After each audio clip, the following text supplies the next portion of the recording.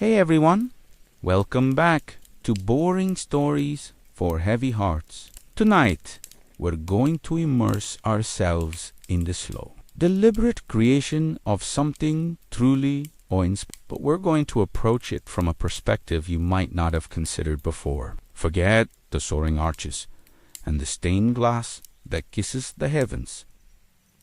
For a moment, tonight, we're getting down to the ground, to the anonymous hands that, stone by painstaking stone, raised the great cathedrals of the medieval world. Before we begin our quiet descent into history, if you find solace and intrigue in these slower stories, please do take a moment to like this video and subscribe to the channel.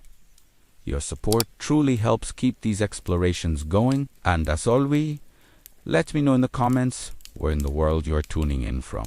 It's fascinating to imagine this community of heavy hearts stretching across continents and time zones. Now, settle in. Perhaps light a candle, or just let the dimness of the evening envelop you. Let's step back in time to an age of faith and stone, but seen through the eyes of the countless individuals whose names have been lost to the grand narrative. Chapter 1. The Vision in Stone. Imagine Europe in the 12th or 13th century. Across the continent, a fervor of religious devotion is taking hold, manifesting in a desire to build grander, more magnificent houses for God than had ever been seen before. These wouldn't be mere churches. They would be cathedrals, towering structures of stone and light, testaments to faith that would dominate the skylines of their cities for centuries. Think of the sheer scale of the ambition. These cathedrals would take not years, but decades, even centuries, to complete. The men who laid the first stones knew they would likely never see the finished spires reaching towards the heavens. This was a commitment that transcended a single lifetime, a collective endeavor driven by deep belief and an almost unimaginable amount of human labor. But who were the people who actually built these colossal structures? We often hear of master architects, whose names occasionally survive in the historical records. But what about the thousands upon thousands of ordinary men, the stonemasons, the quarrymen, the carpenters, the laborers, whose sweat and skill formed the very fabric of these monumental buildings? Their stories are largely silent, their individual contributions often impossible to trace. Tonight, we'll try to listen for their echoes in the stone itself. Chapter 2. From the earth to the sky.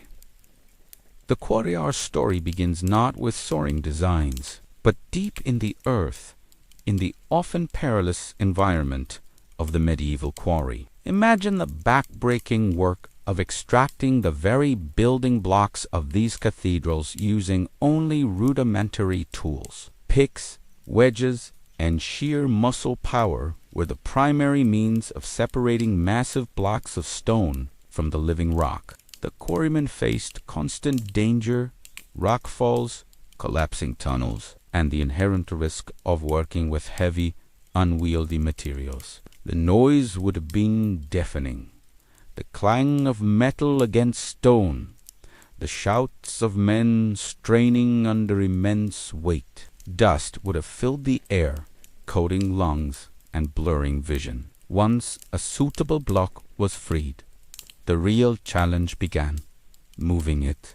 Without modern machinery, these massive stones, some weighing many tons, had to be maneuvered using levers, ropes, and teams of oxen or even human labor. Picture the slow, arduous process of dragging these stones across rough terrain, the constant threat of a rolling boulder, the sheer physical exhaustion etched on the faces of the workers. This was the first brutal step in a process that would transform raw earth into soaring architecture, a testament to the relentless effort of forgotten hands. Chapter 3. The Mason's Lodge. a life apart. Once the raw stone arrived at the bustling construction site, it was entrusted to the hands of the true artists of the project. The stonemasons, these were not mere laborers. They were highly skilled craftsmen, many of whom were itinerant, traveling across the country and even across Europe from one great building project to the next. Their lives were dedicated to their craft. Near the rising walls of the cathedral, they established a workshop known as the Mason's Lodge. This was more than just a place to work. It was the center of their world. It was a rough, communal space where tools were stored, plans were laid out, and the secrets of the trade were passed from master to apprentice. Life in the lodge was disciplined and insular. The Masons lived, ate, and worked together, forming a tight-knit, almost secretive brotherhood. Their world smelled of stone, dust, and damp earth. They would sleep on simple straw pallets, eat communal meals of bread, cheese, and ale, and spend their days in the shadow of the great building they were slowly bringing to life. Their hands were calloused and strong, their bodies hardened by the relentless work of shaping stone. This lodge was their home, their guild, and their sanctuary, a temporary community dedicated to a permanent monument. Chapter 4. The Art of the Stone. Slow and steady work. The work itself was a study in patience and precision. The masons were divided by skill. The roof masons would take the large, irregular blocks from the quarry and begin the long process of squaring them into usable shapes. This was heavy, repetitive work, using hammers and axes to chip away excess material, creating the fundamental building blocks of the cathedral. Then came the Freemasons, the most skilled of the artisans, who worked with the finer, softer stone like limestone. It was their job to carve the intricate details that would give the cathedral its soul. Imagine a man, day after day, week after week, standing before a single block of stone. His only tools are a simple mallet and a set of iron chisels. You would hear the rhythmic, almost meditative tap, tap, tap of his work echoing through the lodge. He wasn't rushing. Every strike was deliberate. He was carving the delicate tracery for a stained glass window, the complex curve of a vaulted ceiling rib, or the snarling face of a gargoyle that would spend 1,000 years watching over the city from a dizzying height. This was not work for the impatient. A single decorative column could take a master mason months to complete, and much of this beautiful, intricate work would be placed so high up on the structure that it would be barely visible to the worshippers below. It was an act of devotion, done not for personal fame, for their names would never be known but for the glory of God and the perfection of the craft itself. Chapter 5.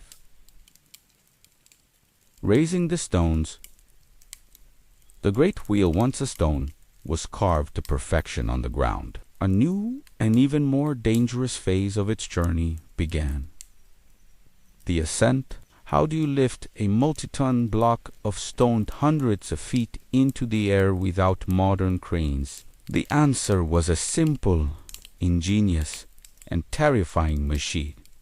The treadwheel crane. Imagine a gigantic wooden wheel, similar to a hamster wheel, set high up on the scaffolding. Inside this wheel, 2 or more men would walk, endlessly stepping forward on wooden slats. Their combined weight and steady pace would slowly turn the wheel, which was connected to an axle and a system of ropes and pulleys. With every step they took, a massive block of limestone would rise, inch by a gonazine inch from the ground below. The work inside the wheel was grueling and claustrophobic. It was a monotonous, continuous march that required perfect rhythm and concentration. A slip, a stumble, or a moment of exhaustion could be catastrophic. causing the wheel to spin out of control and send the precious stone and anyone near it crashing to the ground. These men were the human engines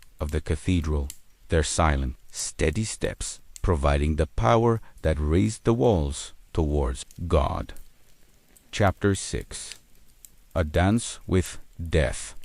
Life on the scaffolding. The workplace of the high-level masons was a dizzying world of wood and air. The scaffolding that encased the growing cathedral was not the secure steel grid of a modern construction site. It was a complex, creaking labyrinth of timber poles and planks, lashed together with rope. It swayed in the wind, groaned under the weight of stone, and was often slick with rain or ice. On this precarious network of wooden platforms, men worked at breathtaking heights, often with nothing between them and the hard ground hundreds of feet below.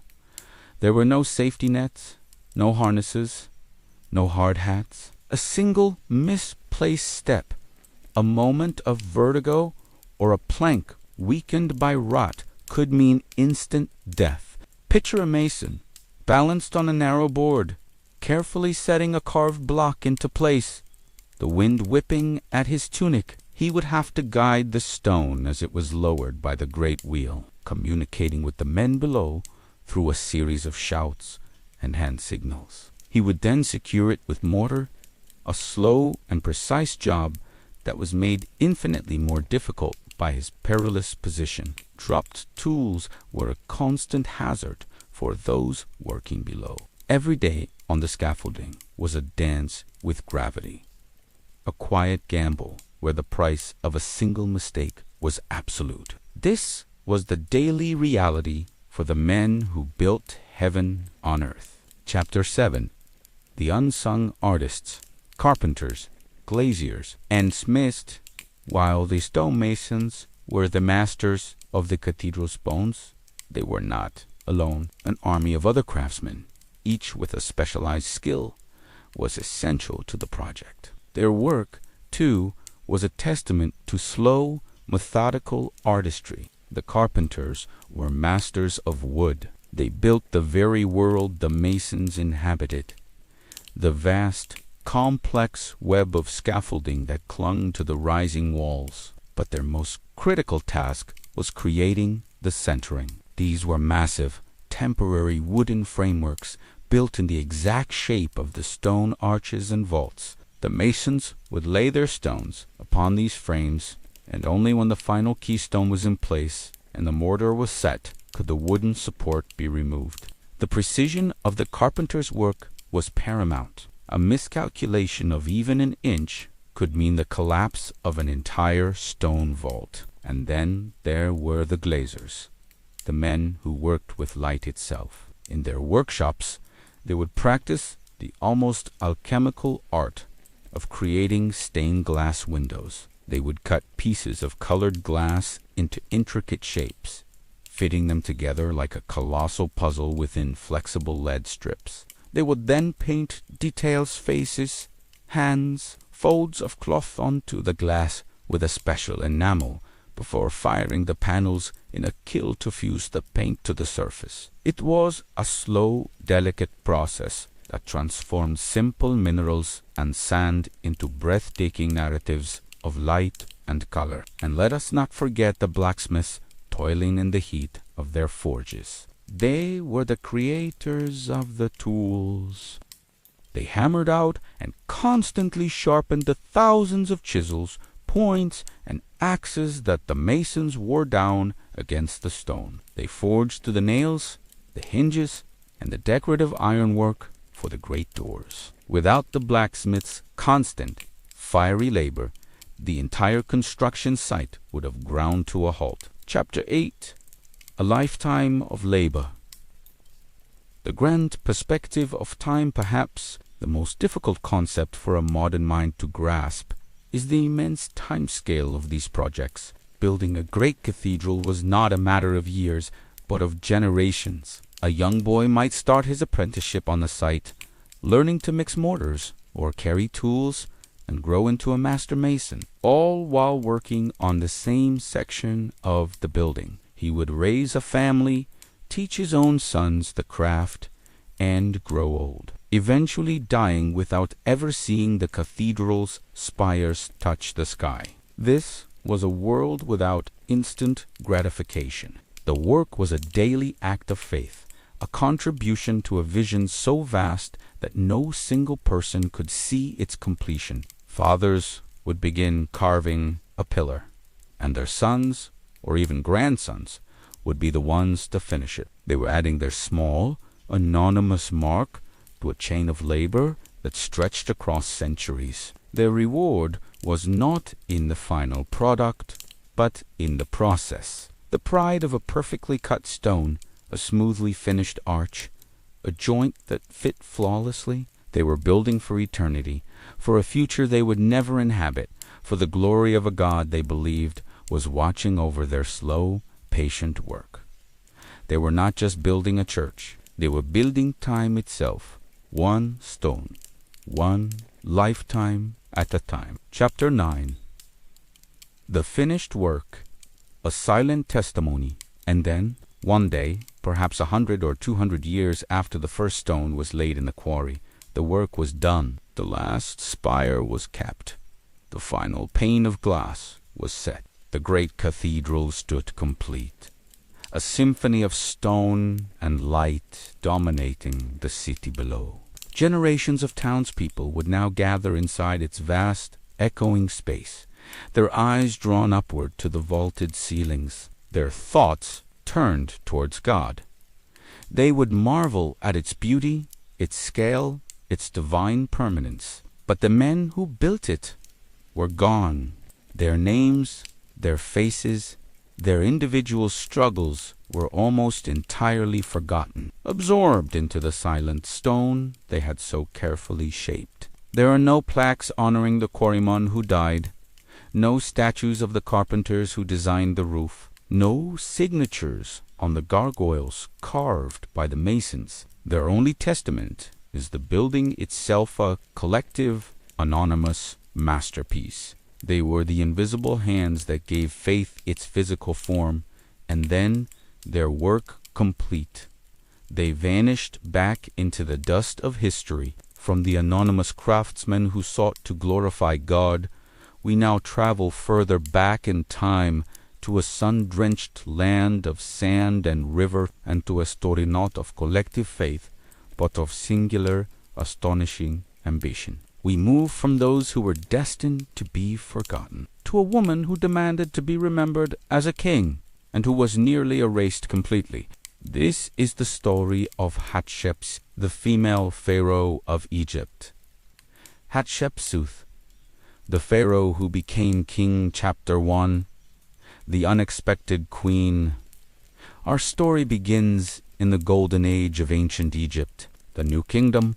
Around 1500 BC, this was the 18th dynasty, a time of unprecedented wealth, military might, and imperial power. In this world of divine kings and rigid tradition, Hatshepsut was born into the highest echelons of royalty. She was the daughter of one pharaoh, Thutmose I, and was married to her own half-brother, Thutmose II, becoming his great royal wife, the Queen of Egypt. Her position was one of honor and influence, but her role was clearly defined: to be the consort to the king and to produce a royal heir. However, fate intervened. Thutmose II died after a short reign, leaving behind only one male heir, an infant son, also named Thutmose, born to a lesser wife in the harem. This child, Thutmose III, was legally the next pharaoh, but a baby could not rule Egypt. As the late king's highest-ranking wife and a woman of pure royal blood, Hatshepsut stepped into the expected role. She became the regent, the temporary ruler who would manage the affairs of the kingdom until her young stepson was old enough to take the throne. This was a traditional, accepted position. She was meant to be a placeholder, a guardian of the throne for the true king. But Hatshepsut had other plans. For her, being a temporary steward of power was not enough. She saw an opportunity to claim a title that no woman before her had ever truly wielded. Pharaoh, chapter 2. The transformation from queen to king for the first few years of the young Thutmose III's reign. Hatshepsut governed as a traditional regent. She managed the state, oversaw religious ceremonies, and ruled in her stepson's name. Her depictions from this time show her as a conventional queen consort with a female body and royal titles. But behind the scenes, a quiet revolution was taking place. Around the 7th year of her regency, she made her audacious move. She was not content to be the power behind the throne. She wanted the throne itself. In a carefully orchestrated series of ceremonies and pronouncements, Hatshepsut was crowned not as queen, but as pharaoh. She adopted the full 5-name titulary of a king of Egypt. This was an unprecedented step. While a few women may have ruled before in times of crisis, none had ever so boldly claimed the full ideological and religious authority of a male king. She was now Kurula with her stepson, but there was no question who was the senior partner. She was the king, he was the junior king waiting in the wings. She had not seized power through violence or a military coup, but through a masterful manipulation of theology, politics, and propaganda. She had to convince a deeply conservative society that her rule was not an aberration, but the divine will of the gods. Chapter 3. The Power of Propaganda. Crafting a new reality, Hatshepsut understood that to hold on to her power, she needed to rewrite her own story. She commissioned a series of stunning reliefs at her mortuary temple at Deir el-Bahri, which laid out the divine justification for her reign. These carvings told the story of her divine birth in this carefully crafted narrative.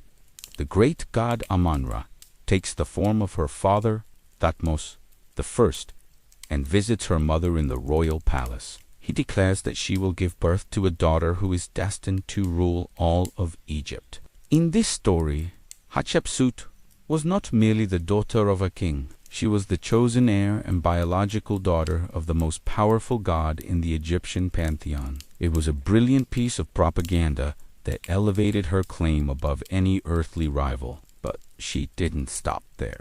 To fill the role of king, she had to look like a king. Over time, her official depictions began to change. In statues and temple reliefs, she was increasingly shone with the conventional iconography of a male pharaoh. Her body was depicted as masculine. She wore the traditional shended kilt, and she was even shown wearing the ceremonial false beard, a key symbol of kingship. In inscriptions, she was often referred to with male pronouns, called His Majesty. This was not an attempt to hide her gender, but a political necessity. The office of pharaoh was, in its very essence, a male role. To be king, she had to adopt the image of a king. All the while, she kept her stepson Thutmose III visible, often depicting him behind her in a secondary role. She was not erasing him, but she was making it clear to all of Egypt who held the true power. Chapter 4. A reign of peace and prosperity. Unlike many of the male pharaohs of the New Kingdom, Hatshepsut's reign was not defined by war and conquest. Instead, she ushered in a long period of peace, stability, and economic prosperity for Egypt. She focused her energies not on expanding the empire's borders through military force, but on enriching it through trade and construction. She worked to re-establish trade networks that had been neglected during times of conflict. Her most famous commercial achievement was a large-scale trading expedition to the distant and semi-mythical land of Punt, believed to be somewhere on the coast of East Africa. This was a massive undertaking, requiring the construction of a fleet of seagoing vessels and a journey across the Red Sea.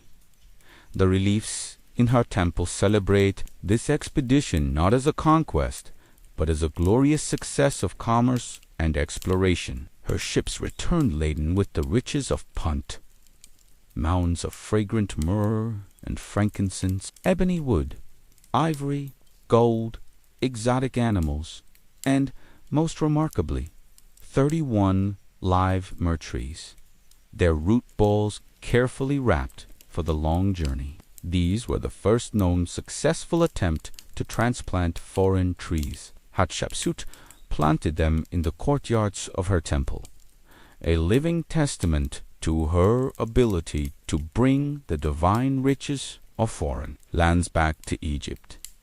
Chapter 5. Building for Eternity. The Temple at Deir el-Bahari. Like all great pharaohs, Hatshepsut understood that the surest path to immortality was to build. Her reign was marked by an ambitious building program, commissioning hundreds of structures and statues throughout Egypt. But her crowning achievement, her masterpiece, was her mortuary temple at Deir el-Bahari, nestled against the base of soaring limestone cliffs on the west bank of the Nile. The temple is an architectural marvel, unlike any other in Egypt. Its name was Jesus. Instead of a single massive structure, it is a series of 3 vast colonnaded terraces, connected by long ramps, rising gracefully from the desert floor. The clean, elegant lines of the temple stand in stunning contrast to the rugged, natural cliffs behind it, creating a perfect harmony between human creation and the eternal landscape. This temple was more than a place of worship. It was Hatshepsut's stone autobiography. Its walls are covered in beautifully carved and painted reliefs that tell the story. She wanted the world to remember her divine conception by the god Omenra, her coronation, and her peaceful and prosperous expedition to Punt. It was a monument designed not just to honor the gods, but to forever solidify a claim to the throne and define a legacy as a successful and pious pharaoh. It was here, in stone, that she intended to live forever. Chapter 6. The end of a reign and the silent disappearance after ruling for approximately 22 years as one of Egypt's most successful pharaohs, Hatshepsut vanishes from the historical record. There are no accounts of her death, no grand funerary procession, no official explanation. She simply disappears. Her reign, which had been defined by such meticulous documentation in stone, ends in complete silence. With her gone, her stepson, Thutmose III, finally ascended to the throne as the sole ruler of Egypt. He had waited in the shadow of his stepmother for over 2 decades, co-ruling in name, but holding no real power. Now he was finally the undisputed king, in stark contrast to Hatshepsut's peaceful and prosperous reign. Thutmose III became one of Egypt's greatest military leaders. He was a warrior pharaoh, leading at least 17 military campaigns into the Near East, expanding Egypt's empire to its farthest extent. It seemed as though he was determined to redefine what it meant to be a great ruler, replacing his stepmother's legacy of trade and building with one of conquest and military glory. Chapter 7. The erasing of a king for the first 20 years of his solo reign. Thutmose III seemed to respect his stepmother's memory. Her monuments remained untouched, her name still honored. But then, late in his rule, something changed. A systematic, state-sponsored campaign began with one clear objective: to erase Hatshepsut from history. It was a slow, methodical, and thorough process. Teams of workmen were dispatched to her temples and monuments all across Egypt. On the walls of her great temple at Deir el-Bahari, Her image as a male king was painstakingly chiseled away. Her name, enclosed in the royal cartouche, was scraped from the stone and replaced with the name of her father, her husband, or Thutmose III himself. Her hundreds of statues were smashed, the pieces deliberately broken, and then buried in a great pit near her temple. The goal was not just to destroy her memory, but to rewrite the timeline of history itself, to create an official narrative where the kingship passed directly from her father, Thutmose I, to her husband, Thutmose II, and then to Thut, with no anomalous female king.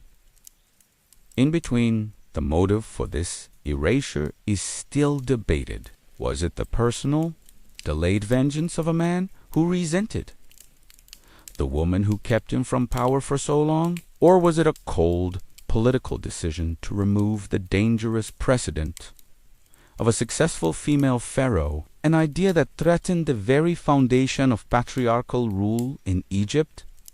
We may never know for sure. Ironically, the attempt to destroy Hatshepsut's legacy is what helped preserve it. The pits where her statues were buried became a time capsule for modern archaeologists to rediscover. From a history that was deliberately erased, we now move to a history that was perfectly preserved, yet remains completely, stubbornly unreadable. We now turn our attention to one of the most baffling objects in the world.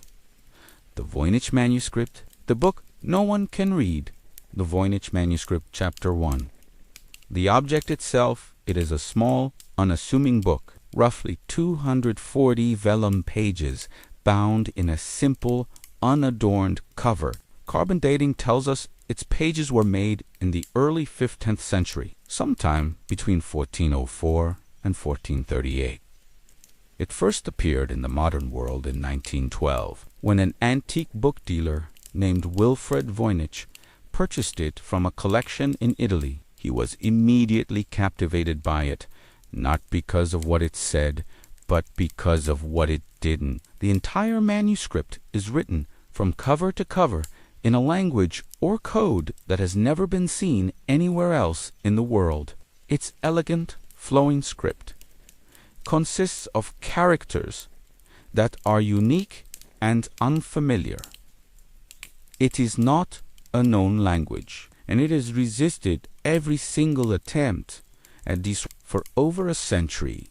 The world's greatest minds in cryptography, from the brilliant code breakers who worked during World War I and II to modern linguists using powerful AI analysis, have tried to crack its code. All have failed. The text follows patterns that suggest it is a real language with rules of grammar and syntax, yet none of its words have ever been translated. It is a book that speaks, but no one can understand what it is saying. Chapter 2.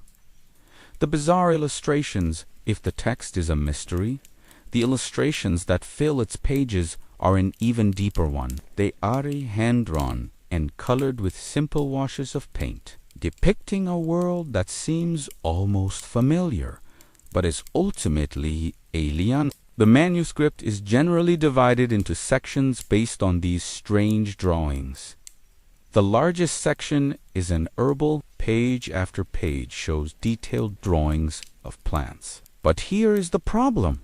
Almost none of these plants can be positively identified. Many appear to be fantastical composites, with the roots of one species, the leaves of another, and the flowers of a third. They are drawn with the care of a botanical textbook, but for a garden that does not exist. Another section is astronomical or astrological. It is filled with intricate circular diagrams, zodiac-like charts, and drawings of suns and moons with human faces. Stars and constellations are drawn in strange patterns, connected by lines and surrounded by the unknown script. But the symbols do not match any known Western or Eastern astrological system. Perhaps the most enigmatic section is what is known as the balneological or bathing section. These pages are filled with drawings of small, naked female figures, often wearing crowns, bathing in elaborate pools and tubs. These pools are connected by a bizarre network of pipes and conduits, as if showing a complex plumbing or bodily system. The liquid they bathe in is often colored a strange green or dark blue. The purpose or meaning of these scenes is a complete mystery. Chapter 3. Theories and Mysteries.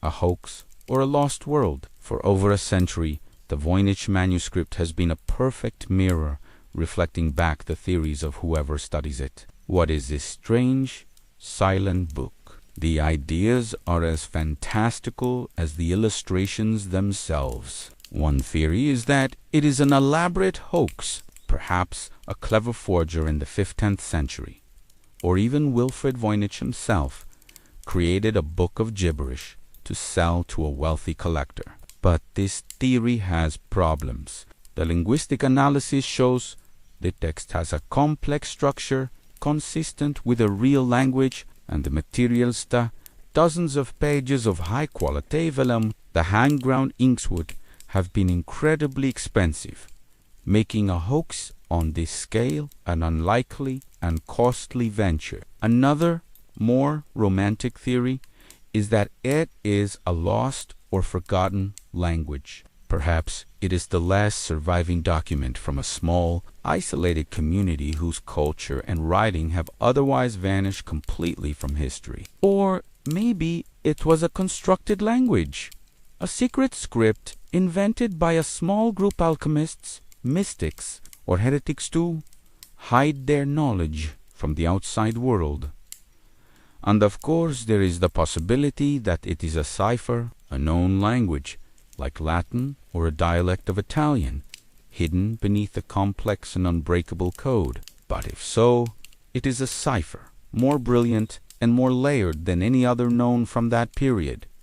What was its purpose? An encyclopedia for a world that doesn't exist. A textbook on alchemy, its secrets hidden in plain sight. A manual on women's health from a tradition of knowledge that has been lost. Or simply the private, obsessive work of a singular, unknown artist creating a world entirely for themselves. The boring, and perhaps beautiful, truth is that we simply do not know. The book remains a perfect enigma. Tonight, we have journeyed through silence and stones. We stood with the anonymous builders of cathedrals, whose legacy is a magnificent testament that speaks for them because their names are lost. We uncovered the story of Hatshepsut, a pharaoh whose name and deeds were deliberately erased, a history that had to be painstakingly pieced back together from fragments. And finally, we have stared into the pages of the Voynich Manuscript, a history perfectly preserved, yet utterly silent. Each of these stories, in its own way, reminds us of the vast, quiet spaces that lie between the famous events of the past. They speak of the slow endurance of human hands, the fierce ambition to be remembered, and the profound mystery of things that simply cannot be explained. For a heavy heart, there can be a strange comfort in this, a reminder that our own lives are part of a much larger, often incomprehensible story, that there is beauty in the anonymous, power in the forgotten, and peace in the mysteries that remain unsolved. Thank you for spending this quiet time with us. The Voice of the City. A Boring History of Bells. Chapter 1. The Sound of Time from a book that no one can read. We now turn to a sound that everyone could understand. Before, the world was filled with the ticking of clocks and the glowing screens of phones. How did ordinary people know the time? For centuries, the answer was not seen, but heard. Time did not tick.